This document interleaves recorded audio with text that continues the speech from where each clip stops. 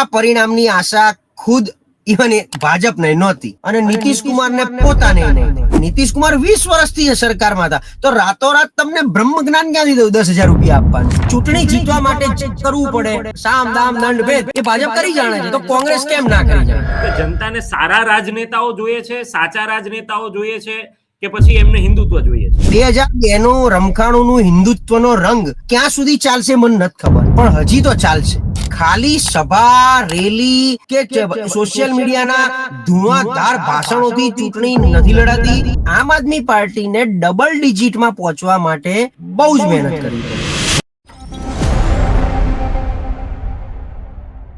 નમસ્કાર, હું છું ભૂમિત જાની, આપ જોઈ રહ્યા છો સત્યાર્થ મંથન. મિત્રો, ગઈકાલે બિહાર વિધાનસભાના જે પરિણામો આવ્યા તે પરિણામોને લઈને આખા ભારતની અંદર અત્યારે ચર્ચાઓ એ ચાલી રહી છે, કારણ કે આ પરિણામ એ ક્યાંક લોકમુખે એવી ચર્ચા છે કે આવું અણધાર્યું પરિણામ આવ્યું છે. જે એક્સપેક્ટેશન નહોતી, જે પ્રકારની આશાઓ નહોતી, એ પ્રકારનું પરિણામ આવ્યું છે. ખેર, જ્યારે જનતાનો જનમત એ મળતો હોય ત્યારે તેને કોઈ પણ રાજકીય પક્ષે તેને માથે ચડાવવો પડતો હોય, અને એ વાત વાસ્તવિકતા છે. પરંતુ આ પરિણામ કેમ આવું આવ્યું, તેની પાછળના એ શું પરિબળો રહ્યા અને શા માટે આવી ઐતિહાસિક કહી શકાય એ પ્રકારની ભારતીય જનતા પાર્ટીની અને નીતિશ કુમારની જેડીયુની આ જીત થઈ, તે સમજવું ખૂબ જરૂરી છે. આની સાથે આવનારા દિવસોની અંદર, જ્યારે થોડા જ વર્ષોની અંદર કહી શકાય કે ગુજરાતની અંદર પણ ચૂંટણીઓ આવી રહી છે, વિધાનસભાની ચૂંટણી 2027માં છે, પણ એ પૂર્વે જે અત્યારે એક લોક જુવાળ ઉભો થયો છે, જો તેને બિહારના પરિપ્રેક્ષમાં જોઈ તો એ શું અને કેટલું એ પક્ષથી ઉકાળી શકાય એમ છે, એ પણ પ્રશ્ન જ છે. પરંતુ આ બધા જ વચ્ચે મારી સાથે પોલિટિકલ એનાલિસિસ છે કે જેઓ અનેક ટીવી ચેનલ્સમાં તમે તેને સાંભળતા આવ્યા છો, અને તેમનું વિશ્લેષણ એકદમ સચોટ હોય છે અને લોકોને તાર્કિક રીતે તેમને સાંભળવા ગમે છે. એ પ્રશાંત ગઢવી છે મારી સાથે. પ્રશાંતભાઈ, નમસ્કાર, આપનું સ્વાગત છે. ગુડ ઇવનિંગ ભૂમિતભાઈ. Good evening. પ્રશાંતભાઈ, જે રીતની આખી પરિસ્થિતિ હતી, રાજકીય વિશ્લેષકો જે રીતે વાત કરી રહ્યા હતા અને જે પ્રકારે આ પરિણામ આવ્યું, પહેલી પ્રતિક્રિયા ગઈકાલે તો બધી ટીવી ચેનલ્સ અને જેટલા પણ લોકોએ ધાર્યું હશે એના કરતા તો વિપરીત પરિણામ આવ્યું, એ બધાએ સ્વીકારવું પડે. પરંતુ મારે આપને પ્રશ્નથી એ શરૂઆત કરવી છે કે કેમ આવું છે? લોકમુખે જે ચર્ચા ચાલતી હતી, લોકોના જે પ્રતિભાવો હતા, એની સામે જે પરિણામ આવ્યું એ પક્ષે તો સ્વીકારવું પડે, લોકોએ પણ સ્વીકારવું પડે, પરંતુ દરેક લોકોના મનમાં હજી ક્યાંક એ પ્રશ્ન છે કે આવું કેમ થયું? ભૂમિતભાઈ, તમે મારો પરિચય આપતી વખતે એવું કીધું આમનું વિશ્લેષણ સચોટ હોય છે. હિન્દુસ્તાનમાં અત્યારે વિશ્લેષણ કે રિપોર્ટિંગ કે કોઈ પણ વસ્તુમાં કોઈ સાચું પડતું નથી, અને એમાં આપણને તો સાવ ખોટા પાડવા. એ કારણ કે આમાં કેવું છે, સરકાર, તંત્ર અને બે બેઠેલા મહાનુભાવ, મહાન વ્યક્તિઓ જે ઉપર 2 જણા બેઠા છે, એમણે જે વિચાર્યું હોય એ કેવી રીતે થાય અને કેવી રીતે કરાવવું, એ દિશામાં કામ થતું હોય છે. અમિતભાઈ એક ઇન્ટરવ્યુમાં એવું બોલી ગયા કે અમે એનડીએ 160 થી વધારે સીટો લાવી રહી છે, એટલે બધા એક્ઝિટ પોલ 160 ની આજુબાજુ રમતા હતા. 200 નો પોલની હિંમત તો કોઈ કરી ના શકે. ગુજરાતના પરિણામ જે દિવસે આવ્યા 156, એમાં એવું હતું, કોઈ એવું નહોતું કહેતું કે 135 પ્લસ 140 પ્લસ આવે, કારણ કે આપણને થોડો ઘણો ભરોસો હતો. એ પ્રમાણે ગુજરાતમાં આવી સ્થિતિ હતી, માહોલ નહોતો, કોઈ એવી એન્ટી ઇન્કમ્બન્સી કે ઇન્કમ્બન્સી ફેક્ટર નહોતું, ત્યાં કઈ અટકતું નહોતું કે 156 આવે. માની લઈએ આમ આદમી પાર્ટીની દયાથી આવી પણ ગયા, હાલો ને. હવે બિહાર ચૂંટણી ઉપર સીધા આવી જઈએ તો આખો દેશ, બધાને ખબર છે કે આ પરિણામ આયા કેમના. ખાલી એક જ વસ્તુ છે, કોઈ બોલી નહીં શકે, હું કે તમે, કે કેમના આવી ગયા, પાછળ જે કઈ થયું હશે. આ પરિણામની આશા ખુદ ઇવન ભાજપને નહોતી અને નીતિશ કુમારને પોતાને નહોતી. ઉપરથી એમને તો એવું હતું કે આ ભાજપ વાળા એવી કંઈક ગોઠવણ કરશે કે અમારી પાર્ટી નાની થઈ જાય અને આગળ જતા અમારી પાર્ટીનું કાં તો એમનામાં વિલીનીકરણ કરાવે અને કાં તો અમારી પાર્ટી તોડી નાખે અને લલ્લનસિંહ જેવાને ઉભો કરી અને શિંદે 2.0 અને અજીત પવાર 2.0 રમવાની ચાલ કે ફિરાકમાં છે ભાજપ, આવું એ લોકો વિચારતા હતા. અને નીતિશ કુમારની છેલ્લી ચૂંટણી હતી અને છેલ્લી છે એવું માની લઈએ, 2020માં એમણે આવું કીધું હતું. હવે એક પોઝિટિવ પોઈન્ટ છે, દરેકના પોઝિટિવ નેગેટિવ બંને આપણે વિચાર કરવાના. સારું હોય અને સારું કેવું પડે. હવે કોડ ઓફ કન્ડક્ટ હતો અને તેમ છતાં 10,000 રૂપિયા દરેક ખાતામાં નાખવામાં આવ્યા છે, એને આપણે પોઝિટિવ લઈ લઈએ કે બિહારમાં બહેનો બધી એવું કે 10,000 ની થોકડી એક સાથે અમે તો જિંદગીમાં પહેલી વાર ભાળી, અમારી પાસે તો રૂપિયા જ નથી. ત્યાં ખેત મજૂરો એમ કે અમારી પાસે ખેતીના પૈસા નથી આવતા, એનું ધાન આવે છે, તો પૈસા નહોતા ને 10,000 રૂપિયા આવી ગયા. એટલે એ ચોક્કસ આજે ભૂમિતભાઈ અત્યારે મને 10,000 રૂપિયા આપે તો મને ભૂમિતભાઈ ભાઈ જેવા જ લાગે, અને અત્યારે ભૂમિતભાઈ જે કે એ જ મારે કરી દેવા. અત્યારે આવનારા 15 દિવસ જ્યાં સુધી 10,000 રૂપિયા મારા ચાલશે ત્યાં સુધી ભૂમિતભાઈ જે કે મારે કરી દેવાનું. એટલે એ સારા લાગે બધાને, અને એ પ્રમાણે નો ડાઉટ એમાં ખોટું હતું નહીં.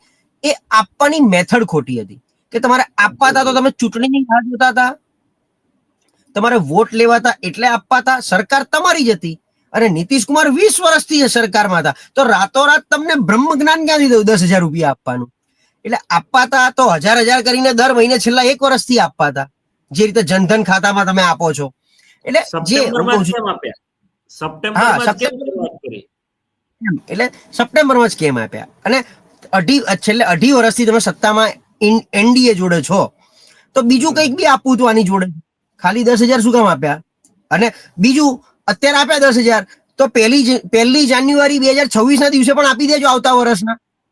આ યોજના તો હવે તમારી પરમેનન્ટ કરી નાખો. એટલો તો પહેલી કેબિનેટમાં પહેલો જીઆર બહાર પાડી દો કે 10,000 રૂપિયા મારી આ બહેનોને દર વર્ષે મળી જશે મારા તરફથી, જે કે એમણે કમિટ કર્યા હશે એમના સંકલ્પ પત્ર પ્રમાણે આપજો. એટલે 10,000 રૂપિયા એક બહુ મોટું ફેક્ટર કામ કર્યું. બીજું ફેક્ટર અંદરની ફાટફૂટ તોડફોડ. બીજા ફેક્ટર પર આવો એ પહેલા મારી એક પ્રતિક્રિયા પ્રશ્ન રૂપે પણ તમને પૂછું. તમારે રોજગારી જ આપવી હોય તો કોઈને રૂપિયા આપવાથી જ રોજગારી મળી જાય કે રોજગારી, કારણ કે નામ તો એમને રોજગારી માટેની આ યોજના બહાર પાડી છે, તો 10,000 આજે હું તમને આપી દઉં એટલે તમને રોજગારી મળી ગઈ કે પૈસા મળ્યા? આ જનતાએ પણ સમજવાની વાત છે. બિલકુલ બિલકુલ. મને તમે અત્યારે જે કઈ રૂપિયા આપો એને હું કાં દાન ધર્માદો અથવા મદદ માનીશ, અને પાછા આપવાની છે કે નથી આપવાના. જો ભૂમિતભાઈ આપતા હોય તો એ રીતે સરકાર આપે છે તો ડેફિનેટલી હું સહાયના રૂપે એને લઈશ, અને રોજગારીની સહાય કહેવાય. તો સહાય તમે સારી કરી, હું ક્યાં ના પાડું છું. એટલે સહાય પછી આગળ શું? અને રોજગારી તો સૌથી મોટો મુદ્દો હતો, જેના આધારે તેજસ્વી 10 લાખ નોકરી આપવાના બાને 2020માં ડેપ્યુટી સીએમ બન્યા હતા. અને એ પછી એમણે લડત પણ લડી તમારી જોડે, નીતિશ કુમાર જોડે, કે આ રોજગારી આપણે કમિટ કરી છે તો આપવી જોઈએ, તો કંઈક તો કરો. એ 10 લાખની સામે 3.5 લાખ જ નોકરી આપી ગઈ વખતે એમણે 2020ની ટર્મમાં. અને પછી એ જેવા આ બાજુ આવી એનડીએમાં એટલે નોકરી ગઈ ઘેર. પછી તો બધું એમને પછી તો કારણ કે એમનો કંટ્રોલ જતો રહે, ઉપરથી રિમોટ કંટ્રોલ ચાલે, એમાં એમને જે કરવું કરાવવું એ કરાવ્યું એમણે. એટલે હવે આખા ચૂંટણીમાં મેં શું કીધું, આમાં વિશ્લેષણ જેવું કઈ રહેતું જ નથી, આંકડા જેવું રહેતું નથી. હા, હજી આપણી પાસે સ્પષ્ટ આંકડો પેલો નથી આવ્યો કે દરેક સીટ ઉપર લીડ જે છે 500 થી 1000 થી 2000 થી 5000 થી, અને લીડ બી તમે જો તો 30,000 સુધીની, મૈથિલી જેવાની લીડ જુઓ, ખેસારી યાદવની લીડ જુઓ. એટલે આ બધી જે લીડ ઉપર સુધી ગઈ છે 30,000 40,000, પણ કેટલી સીટો એવી છે કે જે બહુ જ પાતળી સરસાઈથી જીતવામાં આવી છે. એની પાછળમાં 2 નંબર 3 નંબર 4 નંબરનો ઉમેદવાર કઈ પાર્ટીનો છે અને એને કેટલા મત મેળવ્યા છે. હવે જો એ વ્યક્તિ, જેમ કે આપણે કહીએ જનસુરાજ, તો જનસુરાજે ખરેખર વોટ તોડ્યા છે, એનો વોટ શેર જે આવ્યો છે એની સામે એને કોના તોડ્યા છે? એને આરજેડીના કે જેડીયુના કે ભાજપના કે કોંગ્રેસના? એ આપણી પાસે રેકોર્ડ ના આવે ત્યાં સુધી કશું બી કહેવું અઘરું છે. બીજું કે જે આપણા ભાઈ એલજેપી ચિરાગ પાસવાન 243 સીટ ઉપર ઇન્ડિપેન્ડન્ટ લડી અને એક ધારાસભ્ય લાવી શકે, ભલે એના લોકસભામાં 6 માંથી 6 હોય, એ વ્યક્તિ તમારી જોડે લડે તો 29 માંથી એને 16 કે 19 સીટ મળે. એટલે અચાનક શું પાસવાનની એટલી બધી પ્રસિદ્ધિ કઈ થઈ ગઈ ચિરાગ પાસવાનની કે મંત્રી તરીકે એમણે એવા સારા કામ રાતોરાત કરી નાખ્યા બિહારમાં કે લોકો એમને 29 ધારાસભ્યો આપવા માંડ્યા, 19 ધારાસભ્યો આપવા માંડ્યા. બહુ બધા ફેક્ટર છે આનું. મને એવું લાગે છે આની પાછળ મગજ ના દોડાવાય, અને બધા જ જાણે છે કે આ કેવી રીતે થયું, ક્યાંથી આવ્યું, કયા પેલી જાદુઈ લાકડી આની ઉપર ફરી છે. એટલે મશીન શબ્દ આપણે વાપરીએ એટલે ઈવીએમ મશીન જ નથી હોતું, આની પાછળ બહુ બધું હોય છે. હું કોંગ્રેસનો પ્રવક્તા નથી, હું ભાજપનો પ્રવક્તા નથી, પણ લોકો જે અંદર અંદર ગુસપુસ વાતો કરી શકતા હોય એ અમને ખાલી તક મળી છે કે અમે તમારા માધ્યમથી લોકો સુધી પહોંચાડી શકીએ છીએ.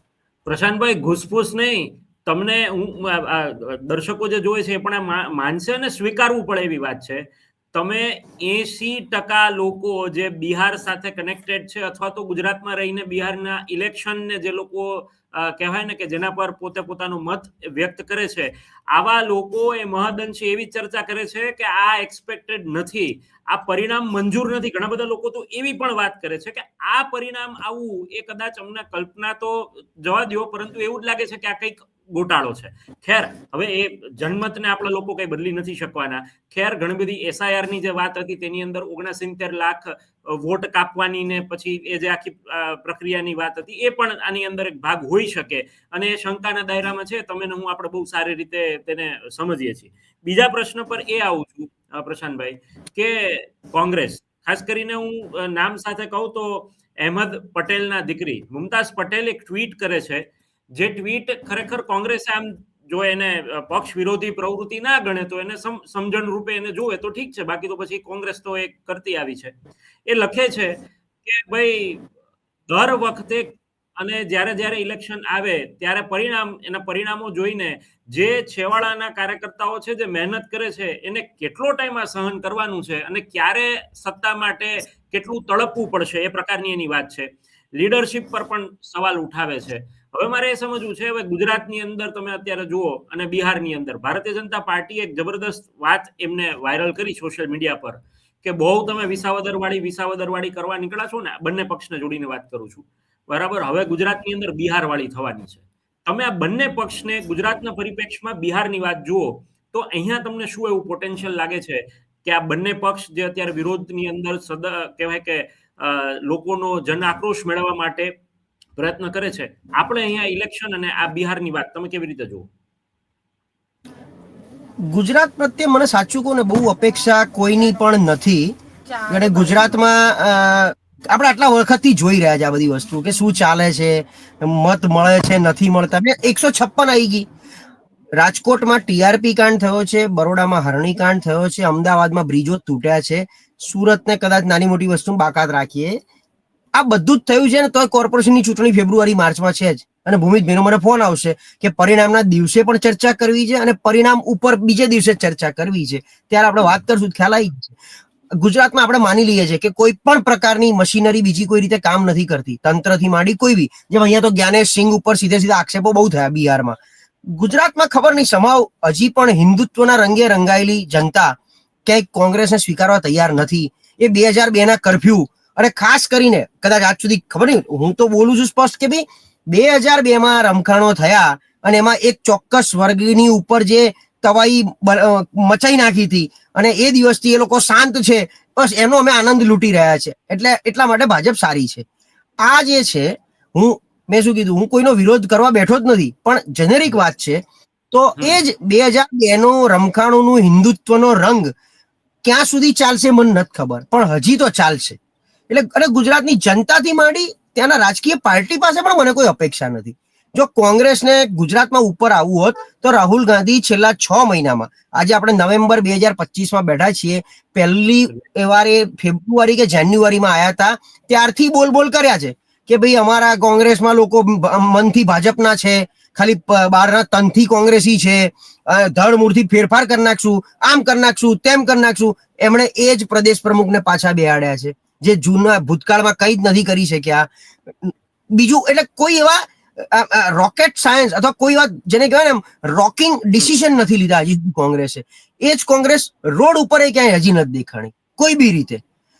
ભૂમિત જાનીને મને કહે કે એસઆઈઆર પ્રક્રિયા ચાલુ છે, તમારા ઘરે એસઆઈઆર નું ફોર્મ બીએલઓ આપી ગયો હશે, એ કલેક્ટ કરવા ભાજપનો તમારો લોકલ સ્થાનિક કાર્યકર 100% આવશે અથવા આવી ગયો હશે અત્યાર સુધી. પણ એક બે વાર કોંગ્રેસ વાળાએ આવીને કીધું કે લાવો એસઆઈઆર ના ફોર્મની ઝેરોક્સ હું આપું તમને, તમે ભરીને મને આપો અને હું કલેક્ટરમાં કે બીએલઓ પાસે તમને લઈ જઉં, ત્યાં આપણે સબમિટ કરવા જવું છે.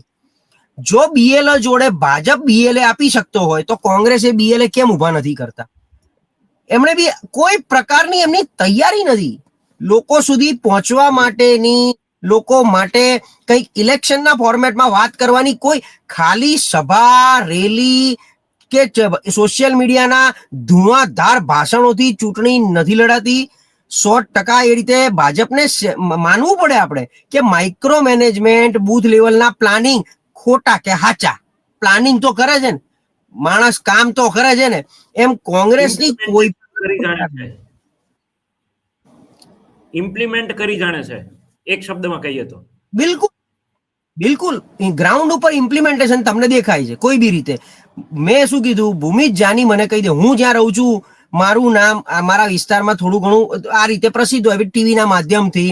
ભાજપ વાળા રોજ અમારું માથું ખાય છે કે સાહેબ ગ્રુપ મિટિંગ કરાવો, પ્રશાંતભાઈ તમારી સોસાયટીમાં આપણે મતદાર યાદી સુધારણા કાર્યક્રમ કરવો છે, પ્રશાંતભાઈ આ પેલું આવ્યું છે નવરાત્રીમાં ધારાસભ્યની પેલી કરાવી દો એકવાર, નવરાત્રીમાં જે શુભેચ્છા મુલાકાત.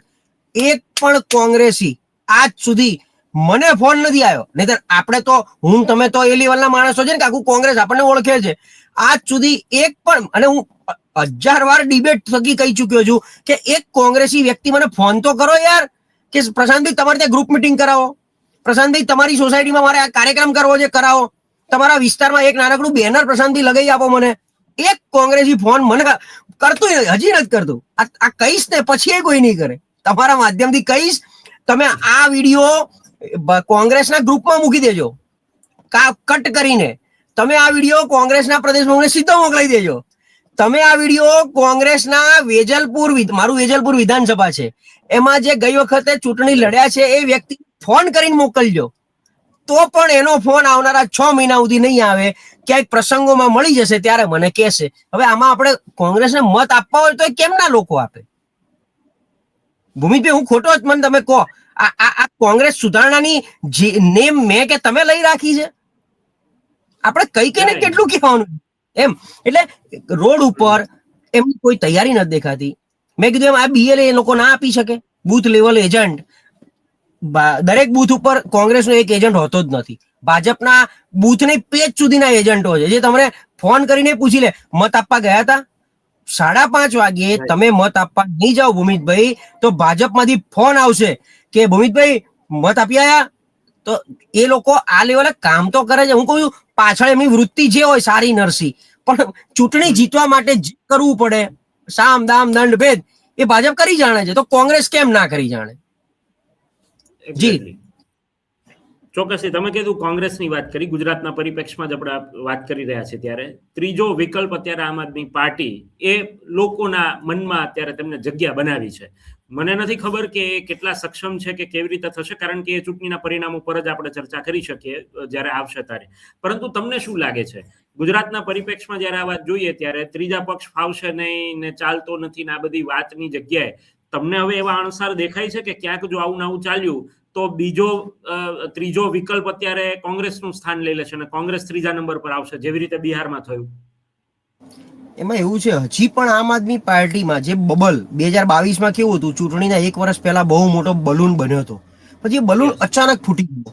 જે જન સુરાજમાં બિહારમાં આપણે જોયું કે શરૂઆતમાં પ્રશાંત કિશોર 2 વર્ષ એગ્રેસિવલી બહુ કામ કર્યું, આખું બિહાર ભ્રમણ કર્યું, સભાઓ રેલીઓ, એમનામાં ભીડ વધારે દેખાય, એ વાતો સારી કરે, લોકોને જોડ્યા. કંઈક એવું થયું છેલ્લા 1.5-2 મહિનામાં અને ટિકિટ જાહેર થવાની ચાલુ થઈ પછી એનો જાદુ ઓસરતો ગયો. એનો બધો જે જુવાળ હતો એ બધો ઓસરતો ગયો. એ જ રીતે આમ આદમી પાર્ટી 2 રીતે તમે સમજો. સુરતમાં કોર્પોરેશનમાં પહેલી વાર જયારે જીતી 27 સીટ સાથે, એ આમ આદમી પાર્ટીની જીત નહોતી. જે લોકોને કોંગ્રેસમાંથી ટિકિટ જોઈતી હતી, ધર્મેશ માલવિયા, એમની ટિકિટ કાપી. એટલે આમ આદમી પાર્ટીએ એમને લોકોએ જ્યાં જ્યાં કીધી ત્યાં ટિકિટ આપી અને એમના સમાજે એમને સપોર્ટ કર્યો. પાટીદાર સમાજ, તમે યાદ રાખજો મારા શબ્દો, પાટીદાર સમાજનું સંગઠન બહુ સારું છે. એટલે એ લોકો ભાજપ અને આમ આદમી પાર્ટીની વચ્ચે બંને પક્ષને બંને રીતે ભેગો રાખી, જેમ ગોપાલ ઇટાલિયા જો વિસાવદર જીતી શક્યા હોય તો માત્ર સામાજિક સંગઠન, કોઈ આમ આદમી પાર્ટીની મહેનત નહીં. હશે નાની મોટી હું સ્વીકારું છું, પણ ખાસ કરીને પાટીદારનો દીકરો છે એને જીતાડવો પડશે. અને કિરીટ પટેલ સામેની નારાજગી હતી. કોંગ્રેસે તો ખબર નહીં કોંગ્રેસનું નામ તમને યાદ છે કોણ લડ્યું હતું? આ જે તક હતી કોંગ્રેસ પાસે જીતવાની, કોંગ્રેસમાંથી કોણ લડ્યું હતું? તમને મને નામ યાદ નથી હવે અત્યારે કોણ લડ્યું હતું. તો એ જ રીતે જેમ 2021માં સુરતમાં આમ આદમી પાર્ટી કોર્પોરેટર લાયા, આ બાજુ જતા રહ્યા. ઘણા લોકો બીજી રીતે લડ્યા ને ભાજપની સામું પડ્યા, એ બધા ભાજપમાં બેઠા. ગુજરાતમાં 5 સીટ જે આવી હતી એ જે તે વખતે 3 તો વ્યક્તિગત. આજે સુધીર વાઘાણી ભાવનગર ધારાસભ્ય આપણે આના પાલીતાણા પાસે, એને કોઈ ગારિયાધાર એને કોઈ પાર્ટી લેબલની જરૂર નથી. સુધીરભાઈ અત્યારે એમ જાહેર કરે હું અપક્ષ લડવાનું છું તો પણ એ ધારાસભ્ય જ છે. ચૈતર વસાવાને કોઈ જ લેબલની જરૂર નથી. હવે એને આદિવાસી સમાજનું સમર્થન મળી ગયું છે અને લોકો આદિવાસી ચહેરામાં મનસુખ વસાવાની પેલા છોટુભાઈ વસાવાનું રિપ્લેસમેન્ટ શોધતા હતા, એ ચૈતરભાઈમાં મળી ગયું છે. હવે ચૈતર જનશક્તિ પાર્ટીમાંથી લડે ને તો પણ એ જીતી જવાના છે. એટલે એ લેવલનો એમનો એક માહોલ બની ગયો છે. એમ હજી પણ અરે આમ આદમી પાર્ટી ક્યાં તો એવી આ બાજુ સુરત એટલે સાઉથમાં અને થોડું ઘણું સૌરાષ્ટ્રમાં વિસાવદરના હિસાબે વિસાવદર છે, થોડું રાજકોટ જિલ્લાની અંદર આજુબાજુમાં છે, મોરબીમાં થોડુંક એક હાર્દિકની સામે ઉભા થયેલા લોકો છે. આ 2-4 ક્લસ્ટર છે, જે ક્લસ્ટર જેને કહેવાય, એમાં આમ આદમી પાર્ટી નાની મોટી મહેનત કરી છે. એ મહેનતનો મતલબ એવો નથી કે સત્તા પર ત્યાં આવી જાય, જિલ્લા પંચાયત કે તાલુકા પંચાયત. હમણાં જોયું ને, આપણે જોયું તો જિલ્લા પંચાયત તાલુકા પંચાયતે લડવાનો પ્રયત્ન કર્યો, પેલી સલાયામાં તો સત્તામાં આવતા રહી ગયા અને કોંગ્રેસની સત્તા બેઠી ત્યાં, કારણ કે સલાયા મુસ્લિમ આખો વિસ્તાર છે. તો એ રીતે હજી પણ આમ આદમી પાર્ટીને ડબલ ડિજિટમાં પહોંચવા માટે બહુ જ મહેનત કરવી પડે. અને બીજું એવું છે કે એમની આમ આદમી પાર્ટીને ગઠબંધન કરવું નથી. એ અને કોંગ્રેસ જો બે ભેગા થાય, એમાં કોંગ્રેસને બીક લાગે છે. હવે કોંગ્રેસ અત્યારે છે 11 જણની, આમ જોવા જાવ તો પહેલેથી કોંગ્રેસ ચલાવતા હતા 10 જણ, એમાં રહ્યા 11 ધારાસભ્યો. એને ગઠબંધન કરવું નથી. એમને એવું છે આમ આદમી પાર્ટી સાથે ગઠબંધન કરો અને જો આપના ધારાસભ્યો વધારે આવે તો કોંગ્રેસની વેલ્યુ ડાઉન થઈ જાય. એ બે જ્યાં સુધી ગઠબંધન કરી એક થઈ મહેનત નહીં કરે ત્યાં સુધી આ ભાજપ હજી વધારે ને વધારે ફૂલતું ફાલતું જશે ગુજરાતમાં. અને ખુદ આપ અને ખુદ કોંગ્રેસ કહે છે કે 2032 સુધી તો અમને કશું દેખાતું નથી ગુજરાતમાં સત્તા આવે અમારી. આ કોંગ્રેસીને શબ્દ આપી રહ્યો છે, કારણ કે એમની અંદરની સિસ્ટમ એમને ખોખલી કરી રહી છે. જે વ્યક્તિ કામ કરવા માંગે છે, સૂચનો કરે છે, એને સાઈડમાં બેસાડવામાં આવે છે. જે વ્યક્તિને કંઈક કરવું છે અને કોંગ્રેસ માટે 30 વર્ષ આપી ચૂક્યા છે, હવે છેલ્લા દિવસો છે કે 10 વર્ષ છે ને 5 વર્ષ જીવવું છે, તો ક્યાં મારે પક્ષ બદલીને નામોસી લેવી, મતલબ ભાજપમાં જઈને ડી વેલ્યુ થવું, કારણ કે હવે ભાજપમાં એમની વેલ્યુ કઈ નથી, કોંગ્રેસમાંથી જે આવે એની. એટલે બધું ભેગું થતા એ કોંગ્રેસ એમને સાઈડમાં બેસાડી દેવા માંગે છે. એટલે એને પાર્ટીની રૂએ હમણાં જુઓ ને, આમ આદમી પાર્ટીમાંથી હમણાં આપણા ભાદરકા અમારી ડિબેટમાં કેટલું બધું મજબૂતાઈથી આવતા, એમણે રાજીનામું આપી દીધું. એટલે કાઇન્ડ ઓફ નિવૃત્તિ. એ રીતે ઘણા બધા આમ આદમી પાર્ટી છોડી છે, ઘણા આમાં જોડાયા, ઘણા આમાં જોડાયા. પણ જે માહોલ પોલિટિકલ બનવો જોઈએ એમની પોતાની તૈયારી પ્રમાણે, કે અમે એક રાજકીય આજે તમે જો બિહારમાં ભાજપ, આરજેડી, જેડીયુ, એલજેપી ભલે આટલો નાનો પક્ષ છે પણ એની એક નામના હોય પાર્ટી તરીકે. સમાજવાદી પાર્ટી ઉત્તર આમ નામ ના હોય, આખા રાજ્યમાં એનું નામ તમને પોસ્ટરો દેખાતા હોય, સભાઓ દેખાતી હોય, એના કાર્યક્રમો થતા હોય. આવા કોઈ કાર્યક્રમો તમે આના કે આના જોવો છો? મને લાગે છે આ 1-2 બોટાદમાં એગ્રીકલ્ચર મુદ્દે થયું, કૃષિ મુદ્દે, ખેડૂતો મુદ્દે બોટાદમાં ચાલુ કર્યું. કિસાન આક્રોશ યાત્રા છે સોમનાથથી શરૂ કરીને એ યાત્રા કરે છે. પણ એ યાત્રા પછી આગળ શું? એને તમે આગળ કઈ રીતે લઈ ગયા? અત્યારે ક્યાં છો? હમણાં અને આ લોકો સરકારે રાહત પેકેજ જાહેર કરી દીધું એટલે વળી પાછું બધું શાંત પડી જશે. હમણાં એમ એક માહોલ બનાવવો પડે. એ માહોલથી મને લાગે છે ગુજરાત રાજકીય રીતે બહુ દૂર છે. રાઈટ, તમે કહી રહ્યા છો રાજકીય માહોલથી હજી ઘણું દૂર છે. અંતિમ પ્રશ્ન પર આવું છું. ગુજરાતના લોકોને સારા માણસ જોઈએ છે, સાચા માણસ જોઈએ છે, કે પછી જે પોતાનું કામ કરી દે એવા માણસ જોઈએ છે રાજનીતિક દ્રષ્ટિએ જોઈએ તો? કારણ કે ઘણા બધા લોકો બિહારના પરિપ્રેક્ષમાં એવી જ વાત કરે છે કે ત્યાં તો આટલા મુદ્દાઓ હતા, આટલી પરિસ્થિતિ, અને છતાં પણ લોકોને આવા જ લોકો ગમે છે. ખેર, છેલ્લે જનતા ચૂંટીને રાજકીય લોકો કે ગુજરાતની 7 કરોડ જનતાની આપ વાત કરો છો? હું જનતાની વાત કરું છું કે જનતાને સારા રાજનેતાઓ જોઈએ છે, સાચા રાજનેતાઓ જોઈએ છે, કે પછી એમને હિન્દુત્વ જોઈએ છે? તમે બોલી ગયા છેલ્લી વસ્તુ. મુસ્લિમો અમારા ઘરમાં આવીને અમને મારે નહીં, એ માટે અત્યારે ભાજપની હિન્દુત્વની સરકારની એમને બીક છે અને એટલા માટે કશું અમે કરી શકતા નથી. આ 2002 થી આટલું સારું ચાલે છે, બાકી બધું તો ફોડી લઈશું અમે. આ કરે છે ને, અમારે આ જોઈએ છે. ચોક્કસથી. એટલે આ વાત છે, વાસ્તવિકતા છે. વાત કરતા તો હું કહું છું વાસ્તવિકતા છે અને લોકોને ગમે છે. અને એ જ વસ્તુ આમ એક શોર્ટ લાઈન એવું પણ કહી શકાય કે બિહારની અંદર જાતિવાદ અને જે અલગ અલગ મુદ્દાઓ હતો તેની સામે એક જ મુદ્દો કામ કરી ગયો. હા હા, અને આપણે બે તો ટીવીના પડદા ઉપર આ બધી વસ્તુ બોલી રહ્યા છે, પણ આ જ વસ્તુ તમે એમનામ ચાર રસ્તે બેસો અને એ લોકો એવું કહે છે, હું તો બહુ સ્પષ્ટ બોલું છું, અમે કોઈ સોસાયટીઓમાં ચોરે ચૌટે ચર્ચા કરીએ, અરે ભાઈ 2002 પહેલાની હાલત તમને ખબર નથી, એ લોકોની કેવી દાદાગીરી હતી, આમ હતું તેમ હતું, કશું કરતા નથી. આ ચોરે ચૌટે ને ચોકની વાતો અમે તમારા માધ્યમથી લોકો આગળ પાછી મૂકવા માંગીએ છીએ કે આવું છે અને એટલા માટે ભાજપ આવે છે, એમાં કદાચ કશું ખોટું નથી એવું માની લઈએ આપણે, બીજું શું. યસ, વાસ્તવિકતા છે ને, એટલે આપણે સ્વીકારીએ જ છીએ. અને ફરી અંતમાં તમારે ને મારે માધ્યમ તરીકે અને તમે એક વિશ્લેષક તરીકે આપણે તો સમજવાની વાત એ જ છે ને કે જન્મ તે સૌથી મોટો હોય છે. અને ભલે ગમે એમ કરીને, તમે કહ્યું એમ શામ દામ દંડ ભેદ ગમે એમ કરીને, પણ છેલ્લે સત્તા પર આવે છે ને જે લોકો ચૂંટાય છે એમના માટે શું કહેવાનું. અને એ જનતાને સ્પર્શી ગયા તો એમને મત આપ્યો. કાલ સવારે ભલે આપણે નથી જવાના, પણ કાલ સવારે તમે ઉભા રહો તો તમે એ જ વસ્તુ વિચારવાના, અને હું ઉભો રહું તો પણ એ જ વિચારવાના, એમ કે લોકો મને કયા મુદ્દે મને મત આપે એ મુદ્દા પર મારે કામ કરવું જોઈએ. ભૂમિતભાઈને અત્યારે રાજકીય પાર્ટી જોઈન્ટ કરવી હોય તો લોકો એવી સલાહ આપશે કે ભાઈ કોંગ્રેસ મરી ગયેલી છે ત્યાં ના જવાય, આમ આદમી પાર્ટીની ખબર નથી, ભલે ભાજપ ગમે એવી છે પણ ભાજપમાં જજો, ત્યાં હશો તો ધારાસભ્ય થશો, ત્યાં હશો તો આમે થશો તેમે થશો, અને કંઈ નહીં કરો તો એક સારી હિન્દુની પાર્ટી છે અને તમે જાનીના દીકરા છો, આવી તમને સલાહ સૂચન આવશે.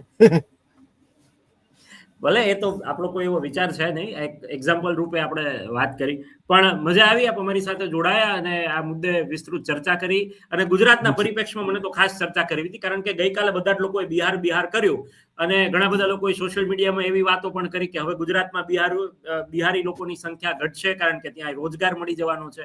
ખેર આ બધા વ્યંગ તો એ બધા પોતપોતાની રીતે કરવાના છે, પણ હું અંતમાં એટલું કહીશ કે 10,000 રૂપિયા કામ કરી ગયા ખરા. આશા રાખીએ કે ગુજરાતમાં પણ આવા 10,000 આપણા લોકોને જે બેરોજગાર છે એમને પણ મળશે.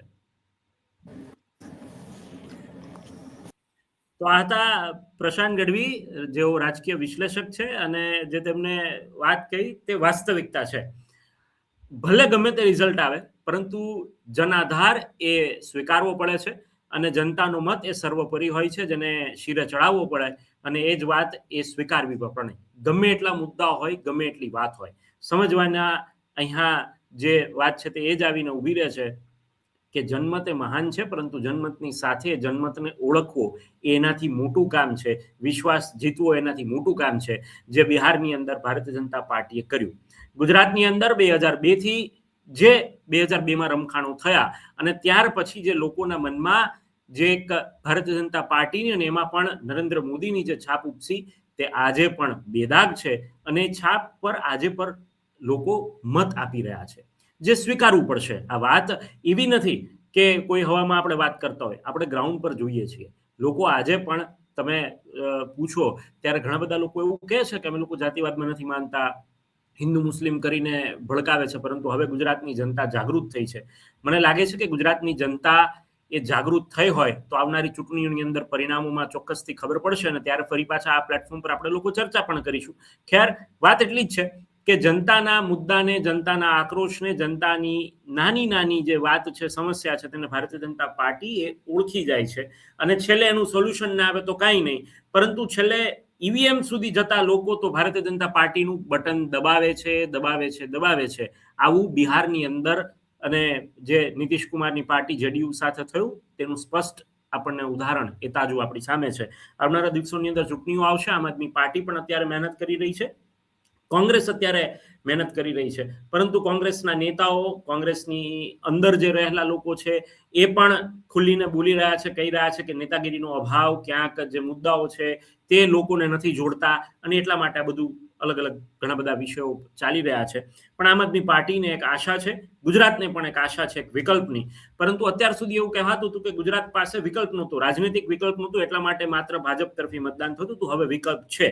કેવો વિકલ્પ છે, શું થશે, એ બધું જ આવનારી ચૂંટણીઓની અંદર ખબર પડશે, પરંતુ અત્યારે મહદઅંશે લોકો બિહારની ચર્ચા કરી રહ્યા છે, અને ખાસ કરીને આમ આદમી પાર્ટીની જ્યારે ડિપોઝિટ, ત્યાં તેમના ઉમેદવારોની ડિપોઝિટ જપ્ત થઈ છે, ત્યારથી એક વાત સ્પષ્ટ ભાજપના લોકો, કાર્યકર્તાઓ અને ભાજપ સમર્થકો પણ કરી રહ્યા છે કે વિસાવદરવાળાની વાત નહીં કરતા, વિસાવદરવાળીની વાત નહીં કરતા, અમે ગુજરાતમાં બિહારવાળી કરીશું. એટલે આ વ્યંગ પોતપોતાની રીતે બધા જ લોકો કરતા હોય છે. સત્યાર્થ મંથન એક માત્ર માધ્યમ બન્યું છે આપના સુધી વાત પહોંચાડવા માટે, એક અમે પ્લેટફોર્મ છીએ. ના તો કોઈનો પક્ષ લેવાનો છે, ના તો કોઈનો વિરોધ કરવાનો છે, ના તો કોઈનું સમર્થન કરવાનું છે. વાત માત્ર એટલી જ છે કે જે સાચું હશે તે તમારા સુધી મૂકવું પડે, અને સાચુંનો મતલબ વાસ્તવિકતા પણ થાય છે. અને ઘણી વખત એવું પણ બને છે કે તમે સમજો ચૂંટણીની અંદર જેમને 49 મત મળ્યા છે અને જેમને 51 મત મળ્યા છે, તો 51 વાળો જીતે છે અને 49 વાળો હારે છે. પરંતુ એ 49 મળ્યા એનો મતલબ એ નથી કે 49 મત જેને મળ્યા એ ખોટો છે, અને એવું પણ નથી કે 51 મળ્યા એટલે સાચો છે. એ તો માત્ર બહુમતીનો આંકડો છે. અને જો તમે સાચું વર્સિસ ખોટું આવું કરવા જશો તો ઘણું બધું તમને જોવા મળશે. પરંતુ અંતે જીત ટકાવારી મુજબથી માંડીને ગમે જેને વધારે મળે, બહુમતી વધારે હોય એ જીતેલા ગણાય. એનો મતલબ એવો નથી કે એ લોકો સાચા છે, અને એનો મતલબ એવો પણ નથી કે જેમને 49% મત મળ્યા એ પણ ખોટા છે.